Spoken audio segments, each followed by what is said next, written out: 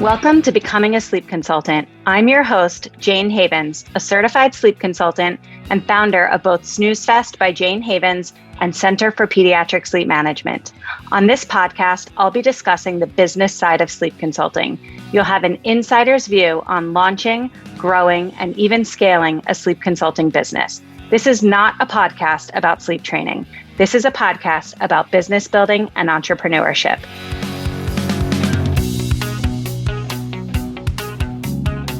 Ryann Dowdy is a sales expert, business strategist, connection and marketing specialist, and the CEO and founder of the Connection Agency. She believes that we are one relationship away from anything and everything we want in life.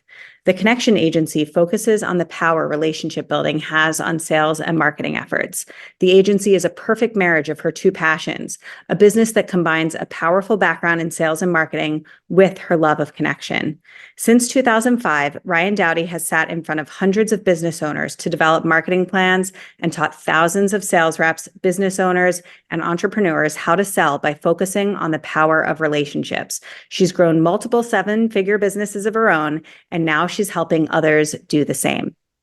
Ryann, welcome back to the Becoming a Sleep Consultant podcast. I'm so excited to be chatting with you again. Well, Jane, I'm excited to be here. Thanks for asking.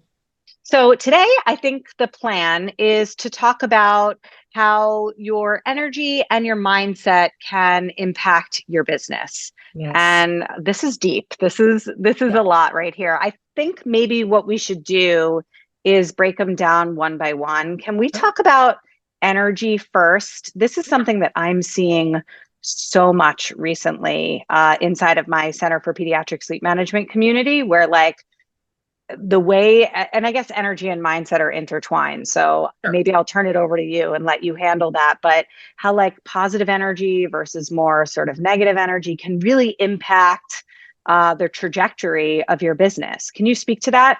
Yeah, absolutely. So I'll kind of pull apart energy and mindset for you first. So the way that when I first became an entrepreneur, one of the first things I realized that becoming an entrepreneur is as much a personal development journey as it is a professional development journey, right?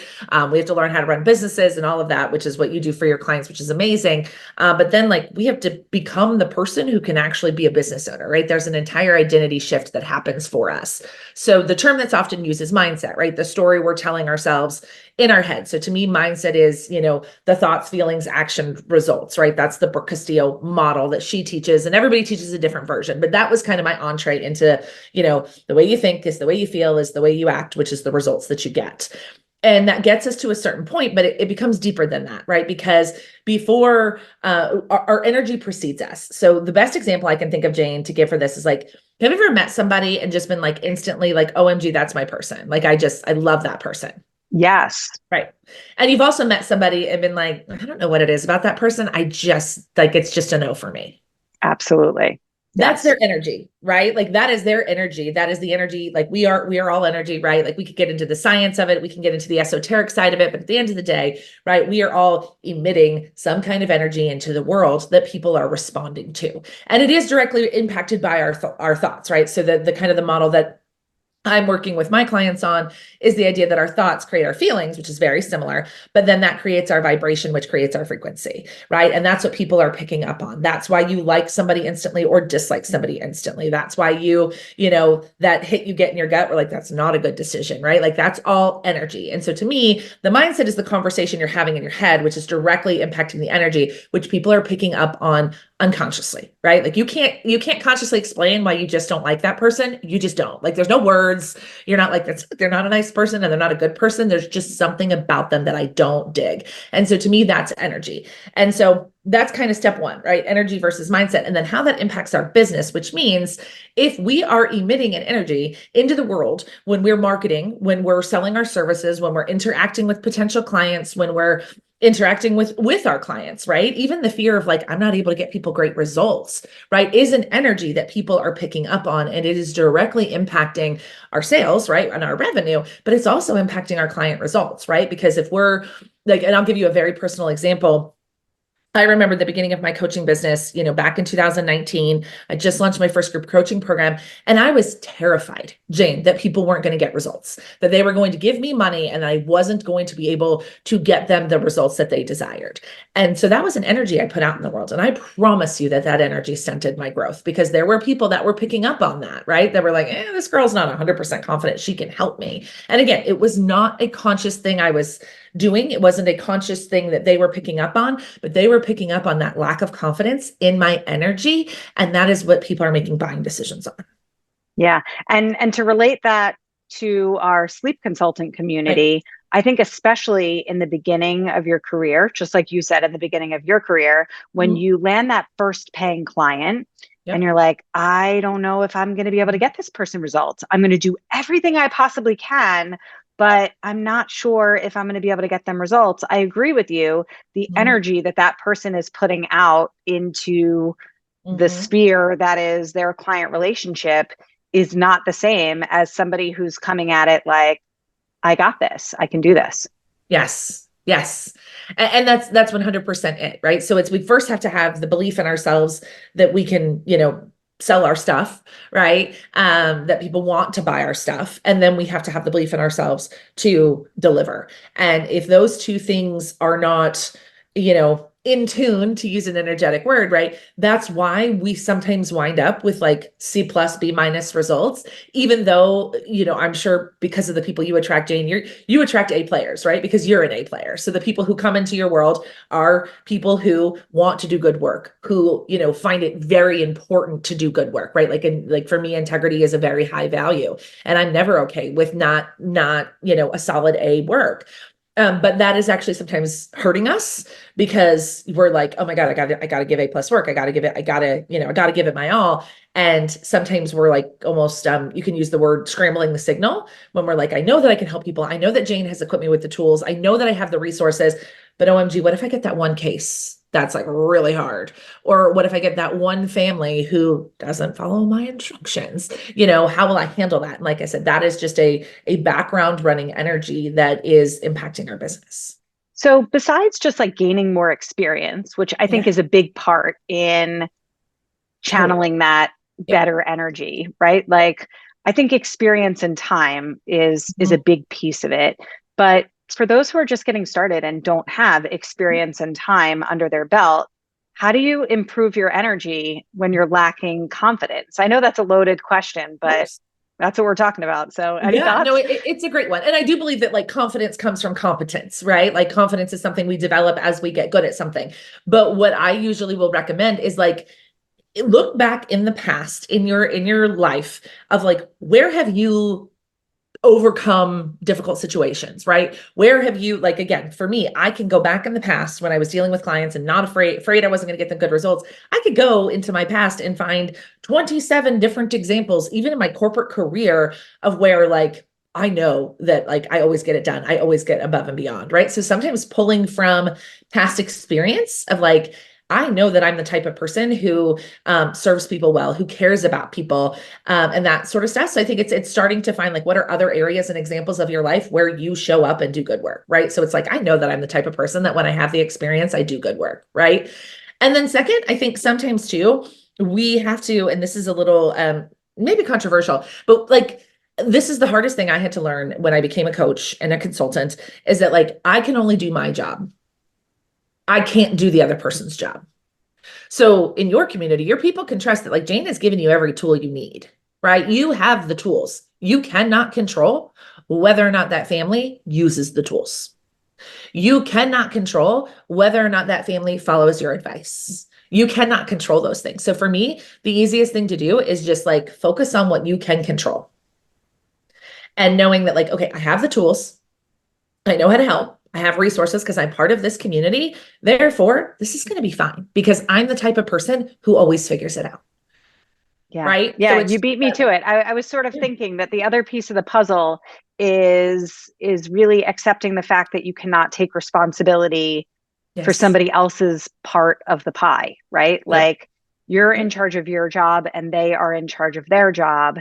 And when you show up, and I see this both in my consulting business, like when I'm coaching clients through sleep training, Sometimes they follow my instructions. Sometimes the parents are team players. Sometimes they do a really great job working together and communicating with me and asking for feedback and coaching, and we get it done beautifully. And then sometimes parents are out of touch, not responding to text messages, yelling at each other, not team players. And like the results look very different. And I show up the same way for both families, right? And Yeah. so it's not my responsibility Yes. to, like, I cannot do that side of the work for them. And I see the same thing inside of Center for Pediatric Sleep Management. I teach all of my students the same thing. They all get the same curriculum. They all get the same coaching from me. They all get the same resources, the same support.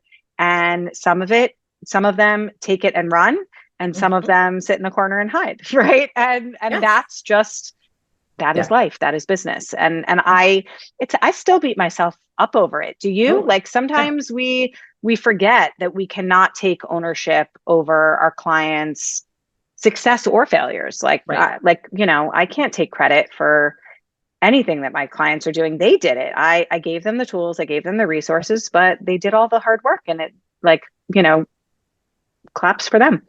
Yeah. Well, I mean, and I think that's part of it too, is like we can, like, yeah, we can only can control what we can control, and we can still be disappointed and frustrated and still strive for, I want to get more people better results. But like you said, at some point in time, like we're handing off the baton, right? Like we're handing the, in your case, you know, you're handing the baton to the family that you're serving.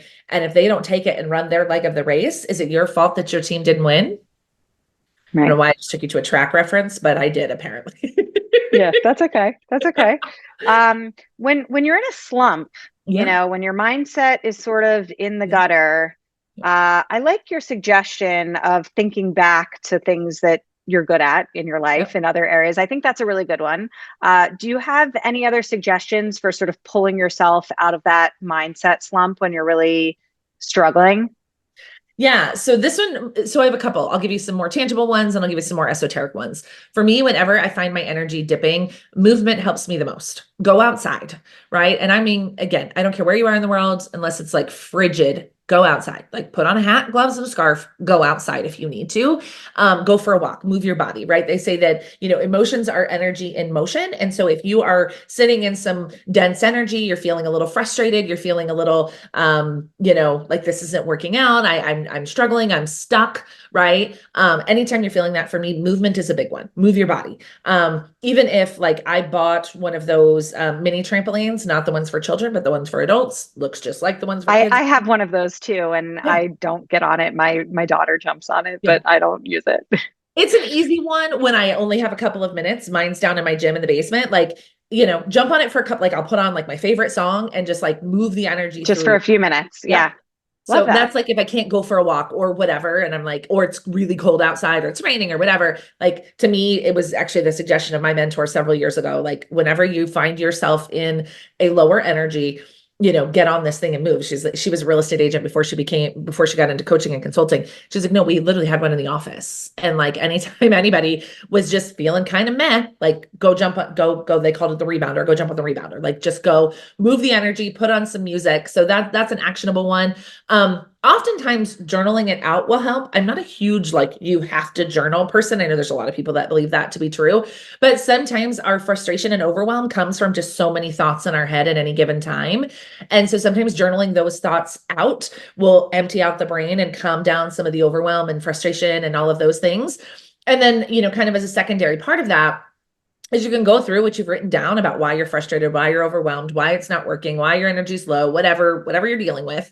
And like go through and read it and be like, are any of these things actually true? Because so often the energy, you know, we're almost always future casting failure and we're frustrated over something that hasn't happened yet, right? Like I'm worried my business isn't going to work out. And it's like, but is that, like, is your business not working out? Like, is that true? And somebody be like, well, I'm not making as much money. So it is true. But I'm like, but are you helping people? Are you taking an effort, like, or making an effort? What we forget so often as business owners, like such a small percentage of the population are actually really willing to take the risk of starting a business.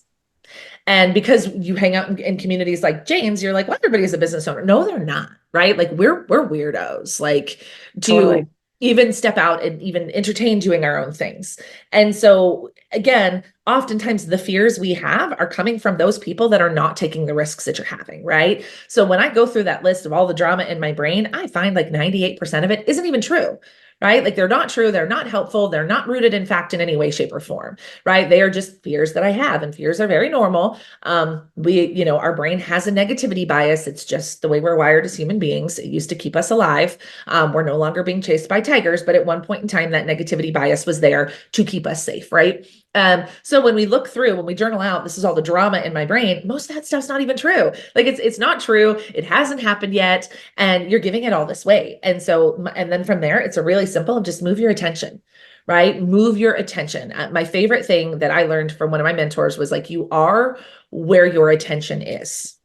So if your attention is on, this isn't working, I'm frustrated, this is never going to work for me, this works for Jane, but it doesn't work for me, it works for all those other people, why am I not far enough along? Why is this family not getting results? I'm not good enough. If your attention is on that, all you're going to do is magnify that, right? So shift your attention. And it doesn't even have to be shift your attention to I'm amazing and I'm incredible and da da da da da. You can literally just shift your attention to what's in front of me right now. Right? Like when I really get in my head, I will look around the room and start naming objects. There's a candle, right? There's a microphone. There's a selfie stick. Here's my bottle of water, right? Like just move your attention away from that really heavy energy. There's my dog sleeping. There's my space heater. Here's my mouse, right? And then, it feels kind of silly, but then it moves your attention away from how crappy you were feeling. And then your energy will kind of level out. Yeah. Well, I was just giving a talk to a fourth grade, not the class, the whole grade. I went to my kids' school and spoke to a bunch of fourth graders about entrepreneurship. And I was explaining to them about Snooze Fest and about CPSM. And a lot Yeah. of the kids were asking me questions about like themselves. Like some of them don't sleep through the night themselves. So they were Mhm. like, are sound machines okay? Is it okay to have the door cracked open? All these cute little questions. And one of the kids asked me, like, well, what if you're afraid of monsters? And so I explained to him that monsters aren't real. And what I do for my clients when their kids are afraid of monsters is I just tell them, I like to call it changing the channel. So when you're thinking about monsters in bed at night, instead of thinking of monsters, how about think about your teacher dressed as a puppy going down a rainbow slide into a bucket of whipped cream or something like Yeah. totally silly and Mhm. stupid and weird, but it's like changing the channel in your brain so that Yeah. you're not afraid anymore. Now you're chuckling about something weird. And I think that, just like we as sleep Sure. consultants coach our clients with older children to change their thoughts and to change the channel, I think that we as entrepreneurs can do the same thing in our brains about our businesses. And if we're having these negative thoughts, we can just think about different things instead. I love that. It's so Yeah. simple. I do It that with is. my clients all the time. And I never really thought to apply that in my business, but that's brilliant. Yeah, I do it with my son. I taught him many years ago that all the power is in his brain. So anytime he comes to me and he'll tell me something is hard or whatever, I'm always like, dude, where's all your power? And he was like, it's in my brain. I'm like, cool, make a different choice. Right? Like, and again, it's not just make a different actionable choice, choose a different thought. Right? Because I used to think of things like habits and choices as things we did, right? You have the habit of being a person who goes to the gym, right? You make a different choice. You choose an apple over a banana or over a donut, right? So, but we can actually make different choices with our thoughts. And I know that's so silly, Jane, but somebody said that to me somewhat recently. It's like, oh, that thought is just habitual. And I was like, oh, yeah. Because if you think all of the time that this is hard or it's complicated or I can't figure it out or I'm not good enough. And again, we have all these thoughts like that. First of all, let go of judgment because there's not a human out there who doesn't have them. But like that's just a habit thought. That's just your brain's like, oh, we're idle. What do we do when we're idle? We worry. Yeah. Right. So it's just habitually feeding you worry thoughts until you choose different ones. Just like you make a different choice between an apple and a donut, you make a different choice between worry and being optimistic. Right. And again, it sounds so simple, but when your brain is moving 4 million miles an hour, that's why things like journaling and moving your body, because when you do those things, your brain has to slow down, Yeah. right? Love it. And, I've and never like I been said, one to journal. I've never been one to journal, but I understand the thought Yeah. behind it. One thing that I do, and I'd love to get your feelings on this, when I'm in a slump and Mhm. if I'm having a slow period in my business, or I just have like too much time and I'm getting in my own head, one thing that I like to do is I like to go listen to other people who inspire me. And Love the that. reason I think that this is interesting is like, I might go listen to your podcast because your messaging really resonates with me. And if I'm like sort of down in the dumps, then like you might get my brain to a better place. But somebody who's down in the dumps that maybe his brain works a little bit differently than mine might go listen to your podcast and then have more thoughts of like, well, it sounds like she's doing great and I'm not, and I'm Right. swirling the drain, right? But that's not what happens for me. What happens for me is I am able to listen to people who are inspiring and be inspired. And then I go channel that energy and use it for good. But I think that that could go either way, right? Sometimes people start listening to other business people, other Right. coaches, other consultants, and then they get sort of crazy in their own head. Like, Yep. why do they have all this figured out and I don't? Do you have any Yeah. thoughts on that? Yeah. We've all heard the quote, comparison is the thief of all joy, right? Like, and it's this idea that somebody has something different than us. So again, you have two choices, right? Again, you can choose to see it differently, or you cannot do that thing, right? So again, if listening to other people triggers you and makes you feel like garbage, you can simply stop doing that, right? Just don't do it. If that doesn't work for you, stop listening to podcasts, stop listening to books, stop. There have been seasons in entrepreneurships where I had to turn it off, right? Because again, it was not helping me. It was creating more chaos in my brain. So there have been seasons in entrepreneurship where I've gone months without reading a book or listening to a podcast, which, gasp, we're not supposed to do that, right? But again, it was causing more harm than good. Now, what I choose to see when I see somebody who's killing it and I feel like I'm not is, and I forget who gave me this quote. I wish I could give them credit, but it was probably some random TikTok video I was watching in the middle of the night, but that's a different story. Um, it's the idea that like, that's for me, right? Like anytime you see somebody crushing it, instead of like that jealousy feeling, right? Of like, how come she's figured it out? I'm not good enough. She's so great. She must have an advantage that I don't have. It's like, no, that's for me. Just solely by the fact that Jane exists, killing it in her sleep consulting business is proof that I can kill it in my sleep consulting business. And so, and like I said, pick the one that works. If you cannot make that mindset shift, stop doing it. But if you can make the mindset shift of, no, I love watching Jane kill it because it means I can kill it. I love hearing from the other women in our community who are also crushing it because if that is just proof. I choose to look for successful people of proof that success is available for me, because there is just no reason why that person can be successful and I can't. And you might say, life circumstances, where they grew up, yada, yada, whatever, sure. But at the end of the day, we're all just doing the best we can with what we have. And so for me, it was just a shift of, yeah, that's available for me.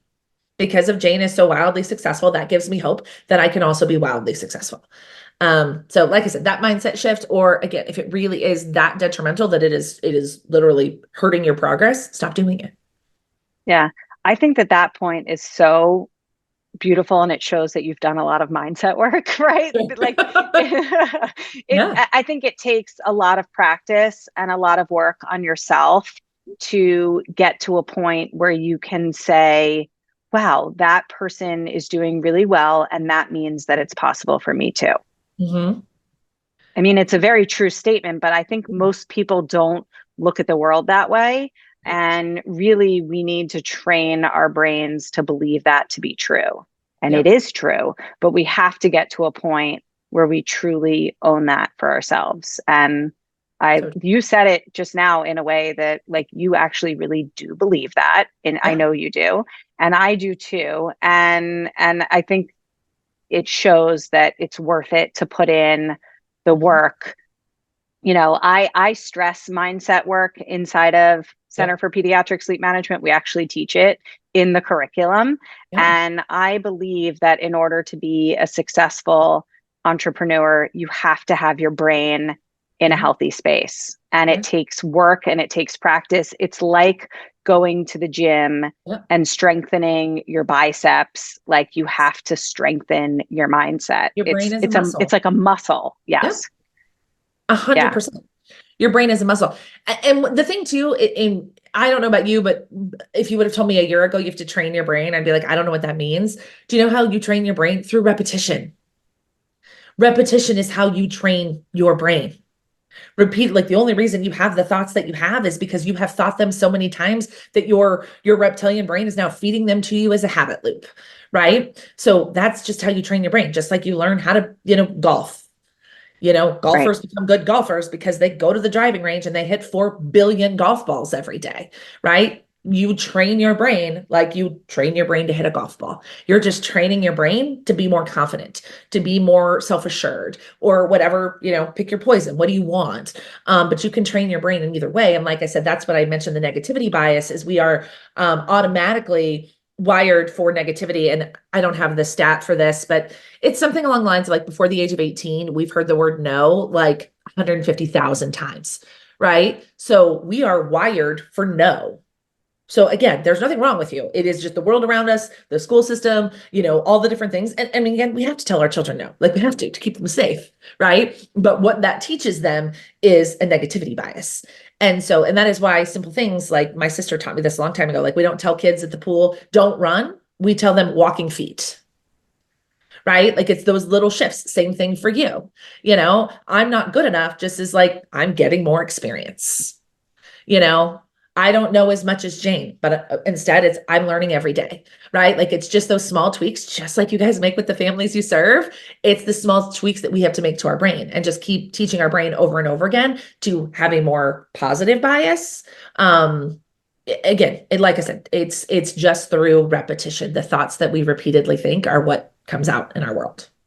Yeah, I love it. I love the way your brain thinks. Tell us a little bit about what your business looks like Yeah, today, sure. because it's evolved. I've known you since I think like 2018 or Yeah. 2019, and you've been through sort of a lot of different iterations of what coaching looks like for you. Tell us what's going on in your business now and who you're serving and how you can help them. Yeah. So I run a sales and marketing consulting company called the Connection Agency. So we have a sales training program that is a mindset based sales training curriculum. And then we also do done for you marketing services for our clients. So things like building landing pages and sales pages and funnels and email marketing, audience building, relationship building is really my jam. So we teach and we do done for you work for our clients. And so we have, education products for everybody from the new entrepreneur up to the 7-figure earner, is really who we serve. As far as, is there a style or an industry that we serve? For me, my thing is just impact driven. Like I love helping people who have a heart for what they do grow. And so what that means to me is, I don't want to work with a software company that all they're trying to do is build software and make $1 billion exit. Like that just does not set my soul on fire. That's not my jam. So our ideal client is somebody who really wants to make a big impact in the world, and just sales and marketing is not a skill set that they've ever had to learn before. And so they either want to learn it or outsource it. So that's what we do. I love it. Where can everybody learn more from you? I know you have a podcast, so share that. I've been listening and I love Yeah, it. thank And you. any other sort of easy resources that you can share with our audience? Yeah. So yeah, the podcast is called Content and Conversations. So it's all sales and marketing based. I throw the mindset stuff in there for you too. And then Facebook is where I spend most of my time. So I'm just Ryann Dowdy on Facebook. And then we're actually building some new free resources. So I will give you those, but I actually have recorded a self-talk for sales audio that you can listen to kind of as background noise to retrain your brain to think more positively. So it's not built yet, but I'll give you the link when we do. So that's a really great one. We send out really cool resources to our email list, also templates and ideas. That's run by my marketing team. You really only hear from me once a week, but my team is incredible. So, but we'll make sure that you guys have that link if you would like to check out any of those resources. Perfect. Ryann, thank you so much for taking the time to educate and inspire my community today. And I just always love connecting with you. You too. Thanks so much, Jane. Thank you so much for listening to this episode of the Becoming a Sleep Consultant podcast. If you enjoyed today's episode, it would mean so much to me if you would rate, review, and subscribe. When you rate, review, and subscribe, this helps the podcast reach a greater audience. I am so grateful for your support.